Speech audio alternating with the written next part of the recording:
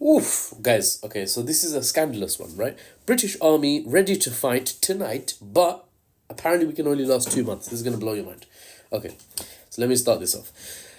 Senior Armed Forces officer Lieutenant General Sir Rob Magowan said a few days ago, quote, I don't think anybody in this room should be under any illusion that if Russians invaded Eastern Europe tonight, then we would be ready to fight them.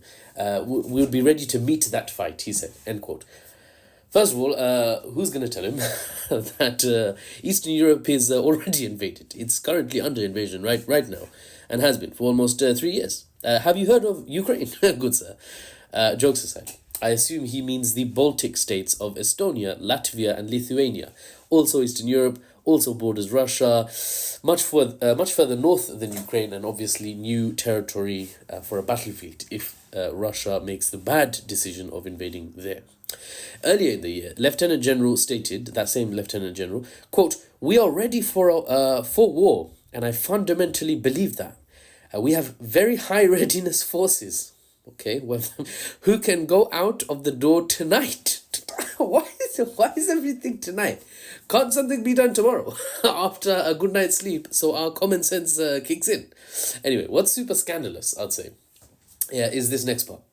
A Mr. Francois, a speaker, asked the Lieutenant General a few months ago when he made those comments about the endurance of the British Armed Forces. Endurance being your how long you can last in a war, right? How long can you go?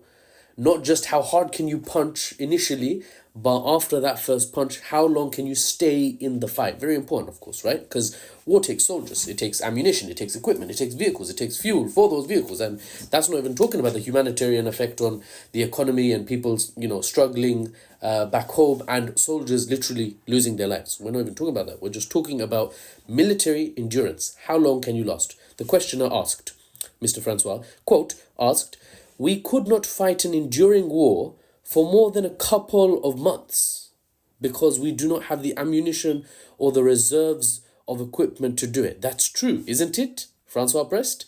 To which Magowan, this Lieutenant General, replied, true. Okay, hang on. So let me get this straight, guys. Give me a second. You're talking about being ready to fight Russia tonight. Yeah, tonight. It's always tonight. So you're likely super ready, right? Mobilization before a warm glass of milk before bed. You're super ready. I get that. But you're also saying we could not last more than 2 months. Excuse me? Squeeze me? Again, just to make sure I've got this right, our good Lieutenant General here says we can last a solid 2 months on the battlefield against Russia. Russia, who's switched to a wartime economy, stabilized, and has been at war, literally, with a NATO-supported nation, Ukraine, for almost 3 years, and they're fine.